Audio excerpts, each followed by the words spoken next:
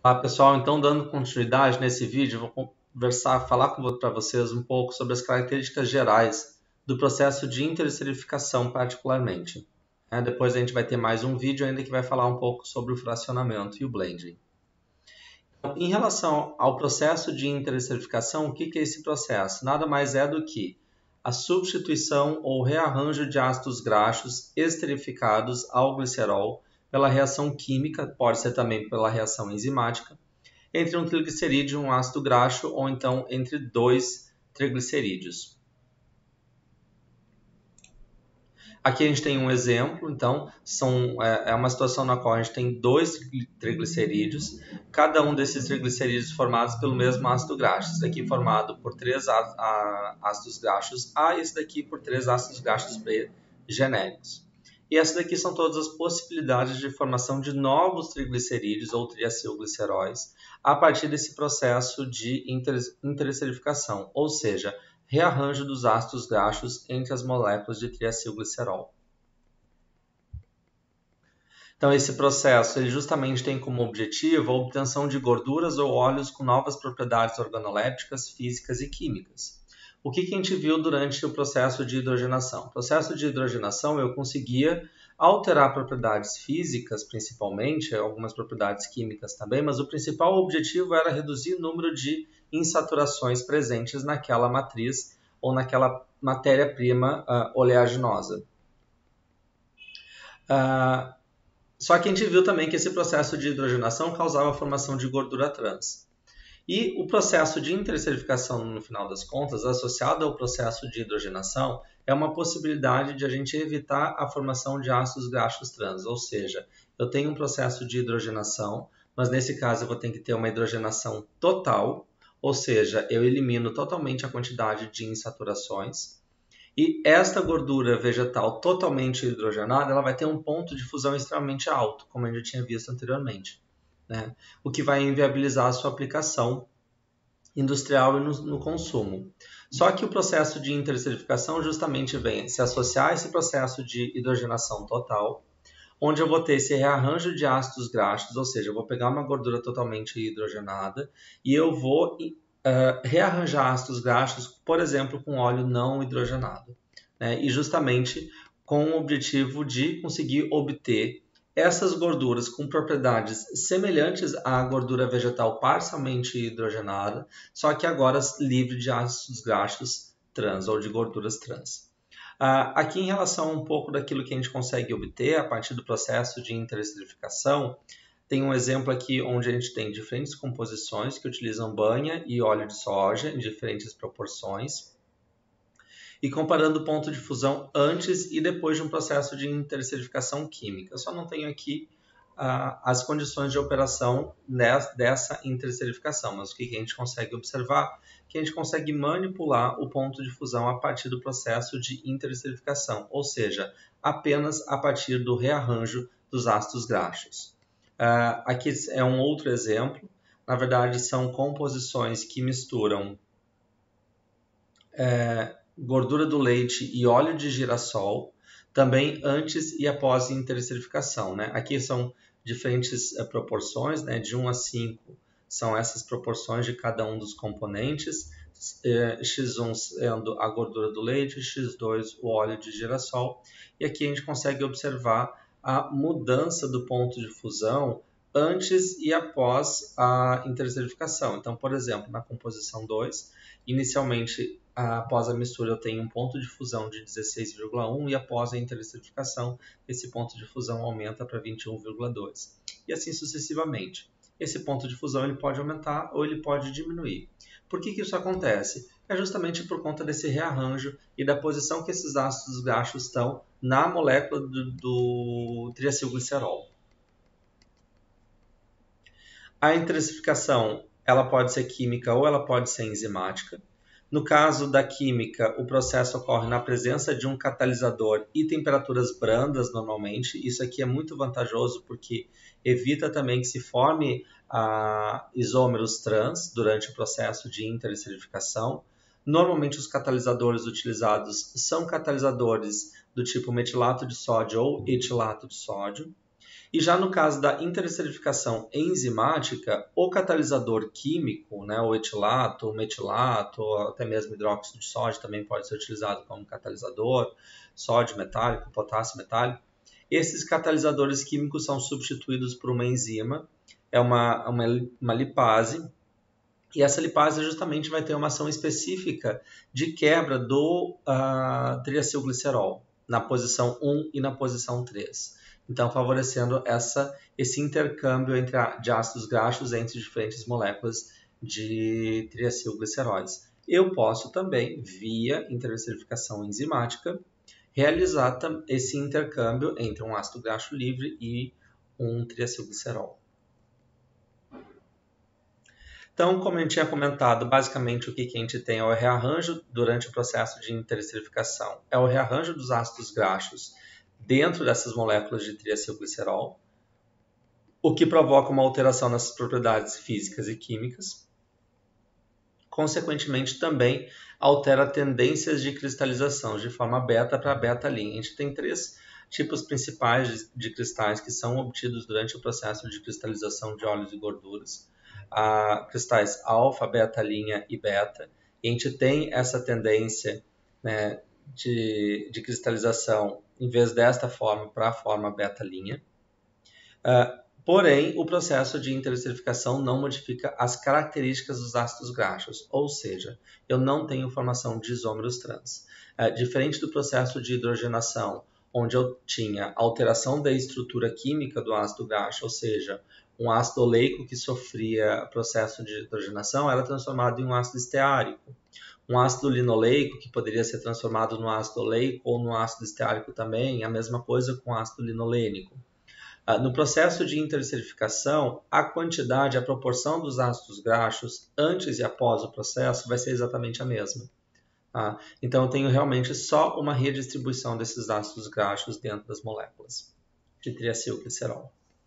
Essa composição a gente pode assumir como uma composição teórica para conseguir fazer uma estimativa da quantidade da composição em relação a triacilgliceróis presentes dentro daquela minha gordura ou daquele meu óleo. E essa composição dos triglicerídeos, resultantes da interesterificação, pode ser calculada através de probabilidade. Aqui a gente tem uma situação, a gente tem 3 tipos possíveis de triglicerídeos formados. O simples, ou seja, onde todos os ácidos graxos são iguais, os 3 ácidos graxos presentes naquela molécula de triacilglicerol é o mesmo ácido graxo. O diácido, onde eu vou ter 2 ácidos graxos iguais e um diferente, e o triácido, onde os 3 ácidos graxos eles são diferentes. E eu posso ter diferentes composições. Aqui nesses exemplos vai ficar um pouco mais simples. Um exemplo na situação na qual eu tenho apenas 2 ácidos graxos. Supondo então que eu tenho apenas ácido oleico e ácido esteárico. Quais são as possibilidades de formação de novos triacilgliceróis? Aqui a gente tem uma situação, então, um triacilglicerol formado apenas por ácido esteárico e outro formado apenas por ácido oleico. A possibilidade ou as proporções de cada ácido triacilglicerol formado são exatamente essas. O que a gente observa? Que essas 2 formas aqui, né, essas 2 composições, elas têm uma proporção um pouco maior justamente por conta das possibilidades ou das probabilidades. Quando eu tenho essa combinação, eu posso ter a formação de um triacilglicerol com 3 ácidos graxos ácido oleico, com 3 ácidos esteáricos, com 2 ácidos oleicos e um esteárico. Só que notem que esta composição aqui e esta composição aqui elas são iguais. Por isso que esta daqui tem 25% de chance, ou seja, o dobro que as demais. A mesma coisa acontece para esta aqui e esta aqui. É possível observar que isso aqui é só uma análise de probabilidade, só que é possível observar que essa molécula e essa molécula são iguais. Tá? Diferente dessa. No caso, essa daqui, por exemplo, ela é diferente dessa e ela é diferente... Cadê o primeiro? Não, são só essas 2. Né? Essas 2 entre si elas são diferentes. A mesma coisa que acontece entre essa aqui e esta daqui. Tá? Para uma situação onde eu tenho 3 ácidos graxos, por exemplo, eu tenho ácido oleico, esteárico e o linoleico, né? O, S e L. Qual a possibilidade, então, de eu ter quais as possibilidades de triacilgliceróis monoácidos, ou seja, um triglicerídeo formado apenas por o mesmo ácido graxo. Eu vou ter essas 3 possibilidades de composições, né? Formado só pelo ácido oleico, só pelo ácido esteárico, só pelo ácido linoleico. Um triglicerídeo diácido, né? Lembrando dessa tabela aqui, que ele te dá o cálculo da quantidade de possibilidades, né? Os tipos possíveis. Né? Aqui a gente tem também as quantidades possíveis de cada um dos tipos. Então, os tipos possíveis que a gente tem de formação, exatamente esses aqui, né? É um total de 6 possibilidades diferentes. Se a gente pegar, então, um triglicerídeo triácido, ou seja, no qual eu tenho os 3 ácidos graxos são diferentes, pela fórmula a gente consegue obter apenas uma composição, porque nesse caso aqui eu tenho 3 ácidos graxos. Eu posso substituir N por quantos forem. A gente tem uma diversidade de ácidos graxos presentes, né? O linoleico, linolênico, oleico, esteárico, palmítico, mirístico e assim por diante. Obviamente que esses ácidos graxos também estão em proporções diferentes dentro da matéria-prima, ou seja, estimar essa proporção exata de triglicerídeos formados, a característica desses triglicerídeos não é algo tão simples. Tá? Isso aqui é só para se ter uma estimativa. Em relação aos catalisadores, como eu tinha comentado, os principais catalisadores utilizados no processo de intereserificação, o etilato e o metilato de sódio. Tá? Esses alquilatos metálicos, eles têm preferência na utilização como catalisadores justamente porque eles têm uma alta atividade, baixo custo, são de fácil obtenção, fácil manuseio. Eles têm uma desvantagem, o fato de serem explosivos em água. Isso é comum para esses compostos derivados de sódio, compostos orgânicos derivados de sódio, assim como o próprio sódio metálico, ele tem essa característica de ser explosivo na presença de água. Tá? Então esse é um cuidado que se tem que ter durante o manuseio e a utilização desses catalisadores. Também tem outros catalisadores que podem ser utilizados para o processo de intereserificação, como hidróxido de sódio, hidróxido de potássio, glicerol. Eles até são mais econômicos quando comparado com os alquilatos metálicos, porém, ele gera grandes quantidades de sabões, o que diminui o rendimento. Como a gente já viu na aula passada, no processo de hidrogenação não, aula retrasada, eu acho que quando a gente falou sobre o processo de refino, a etapa de neutralização, ou seja, como é que a gente realizava o processo de neutralização a partir da reação de saponificação, ou seja, eu reagia aquele meu ácido graxo livre, que era a ideia era justamente retirar aquele ácido graxo livre, reagir ele com uma base forte, isso formava um sabão.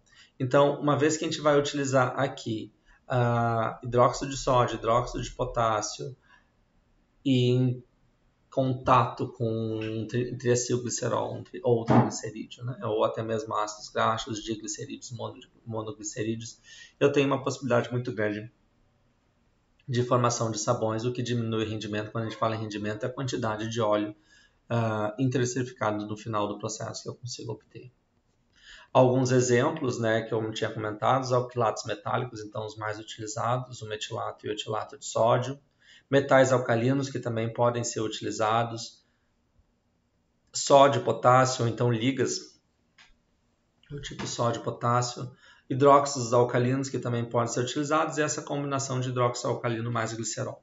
Aqui, em relação à porcentagem de uso, temperatura de operação, tempo de operação, isso vai variar de acordo com cada catalisador e vai depender também do tipo de intereserificação, das características de intereserificação que eu quero obter.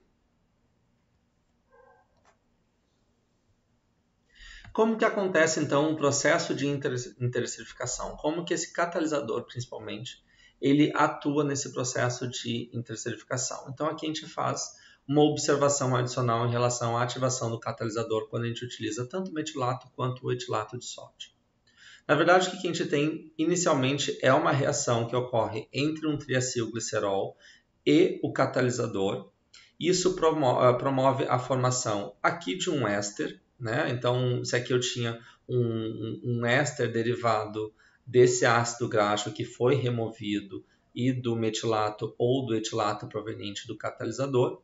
Só que o mais interessante é justamente o que acontece aqui, né? Nesse processo de quebra do triacilglicerol, eu tenho a ligação então aqui do íon sódio com este íon derivado proveniente do triacilglicerol.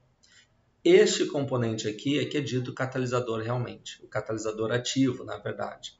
A gente precisa só dessa etapa de iniciação para formar esse catalisador ativo, e é justamente este catalisador ativo que vai desencadear o processo de interesterificação. Por quê? O que este componente ele vai fazer? A gente consegue observar na linha aqui embaixo, né? Então aqui eu tenho meu catalisador ativo, ele vai reagir com uma outra molécula de triacilglicerol, ou então até mesmo um ácido graxo. Vai, né, ter aqui uma ligação de união, e eu vou ter o que? Justamente a substituição deste íon sódio pelo radical, pelo ácido graxo proveniente do outro triacilglicerol. Então, o que a gente consegue observar aqui? A gente obteve um novo triglicerídeo com um radical proveniente desse outro triacilglicerol, e aqui eu tenho o catalisador ativo, né? Então é como se fosse o seguinte, eu tenho aqui o catalisador ativo, esse catalisador ativo o que é? Uma molécula de glicerol ligada com... É um diglicerídeo ligado então na posição 1, ou na posição 2, ou na posição 3, qual seja, o íon sódio, com outro triglicerídeo aqui que está com os 3 ácidos graxos ligados. Então ocorre a substituição desse íon sódio presente nesse triglicerídeo com um radical livre deste outro triglicerídeo. Ao final dessa reação eu vou ter aqui um novo triglicerídeo e aqui um novo catalisador ativo. Tá? E este novo catalisador ativo vai fazer esse mesmo tipo de reação com um outro triglicerídeo ou com outro ácido graxo livre presente naquela mistura. Tá? Aqui também é uma exemplificação da formação do catalisador ativo quando a gente utiliza hidróxido de sódio, glicerol e a água como catalisador. Então a gente tem inicialmente a reação entre o glicerol e o hidróxido de sódio, formando aqui vamos chamar assim de pré-catalisador, né? Este pré-catalisador, então, reagindo com o triglicerídeo, justamente tendo aquela substituição do ácido graxo pelo íon sódio. Na verdade, aqui a gente tem a substituição por todo esse complexo de sódio e oxigênio. E aqui com a formação do catalisador ativo, né? Esse catalisador ativo, então, pronto para desencadear o processo de interesterificação, e aqui a formação de monoacilglicerol. O que acontece nesse processo que eu tinha comentado, que ele tem uma redução do rendimento? Primeiro, pela possibilidade de formação de sabão a partir da reação com o hidróxido de sódio, ou seja, do triglicerídeo com o hidróxido de sódio. Tá? Existe, dependendo das condições de operação e a concentração desse hidróxido de sódio, ele, em vez de reagir com a molécula de glicerol, ele pode reagir com o triglicerídeo, formando sabão. Além disso, eu tenho também a formação aqui de monoglicerídeos, monoacilgliceróis ou monoglicerídeos, que no final das contas eles vão ser removidos do processo também. Então, como tinha comentado, o catalisador verdadeiro ou ativo é o diglicerídeo sódico, né, que se forma quando os compostos de sódio entram em contato com o triglicerídeo, que é exatamente o que está acontecendo aqui, né? O composto de sódio, no caso aqui o etilato de sódio, entrando em contato com o triacilglicerol, formando então o meu catalisador ativo, né? Que é o que vai acontecer aqui. E este catalisador ativo, então, que vai lá e desencadeia uma reação formando um novo triglicerídeo. Sabões, mono e diglicerídeos formados são posteriormente removidos por lavagem e desodorização, assim como a gente viu lá no processo de refino, processo de desodorização sendo realizado por destilação, por exemplo, e o processo de lavagem justamente para remover os sabões formados. A gente tem diferentes tipos de interesterificação, um deles é a randomizada. A randomizada, como o próprio nome já diz, é um tipo de esterificação totalmente aleatória. ela é realizada em uma temperatura acima do ponto de fusão, né, o que vai garantir que toda aquela matéria-prima vai estar no estado líquido e não há controle sobre esse rearranjo dos ácidos graxos. Tá? Então, por isso o nome de randomizado. Essa figura aqui é só um exemplo do processo de interestrificação e como ela consegue agir sobre, aqui é o caso, aqui é a temperatura de fusão, tá? Índice de gordura, aqui é só a temperatura e o índice de gordura sólida, ou seja, se eu pegar a manteiga de cacau a uma temperatura de, por exemplo, 20 graus Celsius, 80% daquela gordura, daquela manteiga, ela vai estar no estado sólido, 20% vai estar no estado líquido. Né? Obviamente que a gente tem ali uma mistura, uma composição, uma fase homogênea, mas se a gente for começar a olhar nos interstícios daquela composição, a gente vai ver que, na verdade, aquilo ali é uma combinação de frações líquidas e frações sólidas. À medida que a gente aumenta a temperatura, né, a concentração de material sólido naquela amostra diminui. Né? Até a gente chegar aqui a uma temperatura em torno de 33, 34 graus Celsius, onde eu vou ter a gordura totalmente no estado líquido. Agora, depois do processo de interestrificação da manteiga de cacau, claro que aqui eu, de novo, não estou passando quais são as condições, mas a gente consegue observar uma distribuição muito mais ampla desse índice de gordura em função da temperatura. Ou seja, nesta manteiga de cacau, após o processo de interestrificação a 40 graus Celsius, eu ainda vou ter uma fração significativa de sólidos, né? Aqui em torno de 25, 30% de sólidos presentes, né, de gorduras, né, de material sólido presente nesta minha manteiga de cacau, nesta minha amostra. Né? Então, no caso da manteiga de cacau, se o objetivo for a aplicação no chocolate, não existe o motivo, não existe o porquê de fazer um processo de interestrificação previamente à aplicação. Um outro tipo de interestrificação, a dirigida. Aqui a gente já começa a ter um pouco mais do controle do processo de interestrificação, porque esse tipo de interestrificação é realizado a uma determinada temperatura, na qual apenas parte da matéria-prima está na fase líquida e a interestrificação é realizada apenas na fração líquida. Isso aqui é quase que uma combinação entre o processo de interestrificação e o processo de fracionamento. Né? Ou seja, eu mantenho uma determinada temperatura, parte daquele material vai ser sólido, parte daquele material vai ser líquido. Eu removo a parte sólida e desejo realizar a interestrificação apenas com a parte líquida. De que forma isso vai influenciar no meu resultado final? Né? Pensando em composição de ácidos graxos, numa determinada temperatura, se eu tenho uma fração sólida, provavelmente naquela fração sólida eu vou ter uma quantidade maior de ácidos graxos saturados de cadeia longa. Enquanto que na fase líquida, eu vou ter aí ácidos graxos de cadeia curta e ácidos graxos mono ou poliinsaturados. Esse esquema aqui está mais ou menos mostrando justamente o que acontece. Nesse caso, um dos componentes da reação é removido à mistura, normalmente por precipitação, né, ao utilizar uma temperatura mais baixa. Por usar temperaturas menores, esse processo ele é mais lento também. E aqui um exemplo, onde eu tenho um processo, então, dentro do meu reator, ocorrendo a interestrificação. Eu tenho aqui óleo e metóxido de sódio, né, o metilato de sódio, ou seja, o meu catalisador. Essa gordura que vai sendo interestrificada passa por um processo de fracionamento. Esse processo de fracionamento a gente vai ver no próximo vídeo, que justamente ele forma a separação de duas frações. Uma fração esterina, que é rica em ácidos graxos saturados, e uma fração oleína, que é mais rica em ácidos graxos insaturados ou então de baixa saturação. Tá? O que acontece com essa fração oleína, ela pode retornar para o reator justamente uma vez que o processo de interestrificação se deseja realizar com ela. Um outro tipo de interestrificação é a interestrificação a alta temperatura. Esse processo ele não é recomendado justamente porque ele não tem a utilização de catalisador e, por consequência disso, ele necessita uma temperatura mais alta de operação, normalmente temperaturas acima de 300 graus Celsius.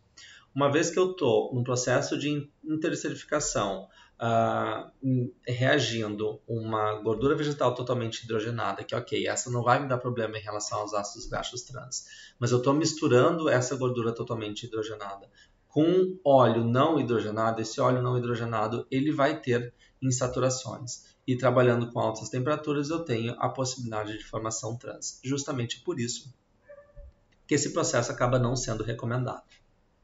E por último, a gente tem a interesterificação enzimática. Como tinha comentado inicialmente, na interesterificação enzimática a gente tem a substituição do catalisador por uma enzima, por uma lipase. Tá? O processo permite melhor controle do rearranjo do que o processo químico, devido à especificidade da enzima utilizada. As lipases utilizadas no processo de interesterificação são lipases que elas têm uma ação específica na posição 1 e na posição 3. Então, por exemplo, quando a gente utiliza a interesterificação enzimática, aqui a gente tem um exemplo de um triacilglicerol reagindo com um ácido graxo. Esse caso aqui é o ácido graxo, é o ácido esteárico. Quais são as possibilidades de novos triacilgliceróis formados? Essas três aqui. Observem que na posição 2, o meu ácido graxo ele permanece o mesmo. Então, essa lipase ela pode atuar aqui, ela pode atuar aqui, ou ela pode atuar nas duas posições, formando então esses três componentes. A mesma coisa acontece quando eu tenho a reação entre dois triacilgliceróis por meio de um processo de interesterificação enzimática utilizando essas lipases. As minhas possibilidades são justamente essas, ou seja, de ocorrer a substituição desses ácidos graxos aqui. Né? Eu posso substituir aqui, eu posso substituir aqui, eu posso substituir aqui, eu posso substituir aqui. Esses ácidos graxos aqui, eles não são substituídos, não são mexidos. Então, uma visão geral do processo de interesterificação. A gente basicamente parte do óleo refinado, aqui pode ser óleo refinado, pode, né? Aqui eu coloquei como óleo refinado, mas pode ser uma mistura de óleo refinado com óleo totalmente hidrogenado. Secagem, por que a secagem aqui é importante? Como tinha comentado, o catalisador que a gente vai utilizar ele é sensível à água. Então a gente tem a necessidade de retirar todo o teor de umidade presente naquele óleo, para que isso não comprometa o processo de interesterificação propriamente dita. A utilização do catalisador, aqui normalmente entre 0,1% a 0,5% do peso total. O processo de interesterificação é realizado, após esse processo a gente passa por uma etapa de acidificação. A gente já vai ver a seguir que essa etapa de acidificação tem como objetivo neutralizar o catalisador. Diferente do processo de hidrogenação, onde o catalisador era recuperado e reutilizado, no processo de interesterificação não acontece essa reutilização do catalisador. Tá? Então é feita a acidificação, o meu catalisador ele é removido por meio de lavagem com água quente e novamente então eu obtenho um processo de secagem para remover teor de umidade presente a partir desse processo de lavagem e por fim eu consigo obter então a minha gordura interesterificada. Aqui a gente tem só um fluxograma geral de funcionamento, ele é um esquema em batelada, onde a gente tem o nosso tanque.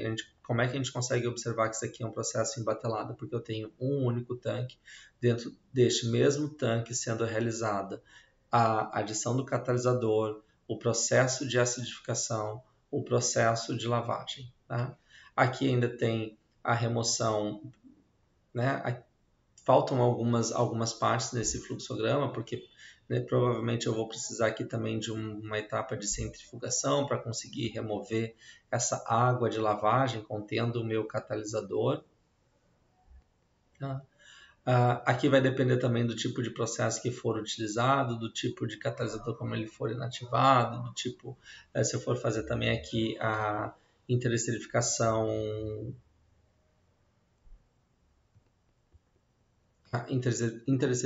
dirigida, onde eu preciso remover, né, a partir de filtração, remover a fração estearina, mas é só um fluxograma mais genérico. Tá? Então, o processo de interesterificação ele pode ter variações de acordo com a tecnologia adotada e as características da matéria-prima. A produção industrial ela começa por testes laboratoriais, ou seja, diferentes condições de operação elas vão dar origem a diferentes composições de triacilgliceróis. Então, normalmente, essas condições elas são testadas em laboratório. para se conseguir definir a melhor condição de processo que vai dar origem àquela gordura hidrogenada, aquela gordura hidrogenada, ou aquela minha matéria-prima final, aquele produto final. Quando eu digo matéria-prima é porque normalmente o produto dessas indústrias são utilizados como matéria-prima. Então, que eu tenho aquele meu produto final com uma determinada característica. Só que mesmo assim, quando eu tenho condições de laboratório que elas são estudadas, nem sempre elas conseguem ser replicadas exatamente numa planta de produção.